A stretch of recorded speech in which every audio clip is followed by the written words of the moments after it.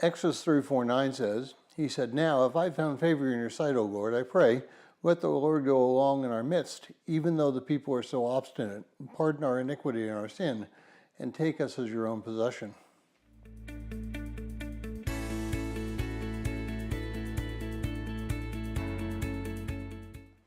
Well, if you're joining us in reading through this 90-day reading plan, today's reading is Exodus 33:1 through 34:9, and I encourage you to read that passage.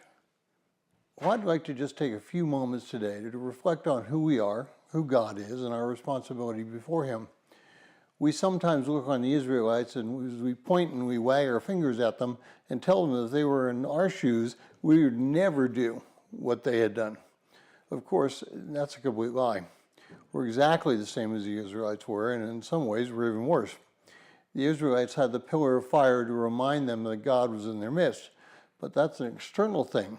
We have the Holy Spirit inside of us, and yet we still sin in numerous ways. Well, our God is holy. God is righteous. God desires to do the same thing from us. The problem is that we fail to deliver our lives to Him on a regular basis.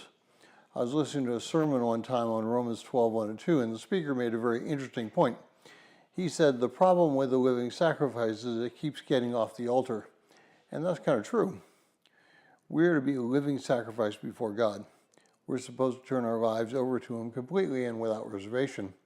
We're supposed to act and think like Him, and we're supposed to speak like Him. We have the Holy Spirit living inside of us, and according to 2 Peter 1:3-4, He's given us everything that we need that we might be able to participate in His nature. We have the Holy Spirit living inside of us, and yet we failed to take advantage of that fact and live as if we're the same way as we were prior to our beginning our relationship with Christ. We are to be different. We have the Holy Spirit to guide us. But each time we look at ourselves rather than looking at Christ for our response to situations, we fall into the same trap that we fell into as non-believers. Our goal is to focus on Christ through the power of the Holy Spirit.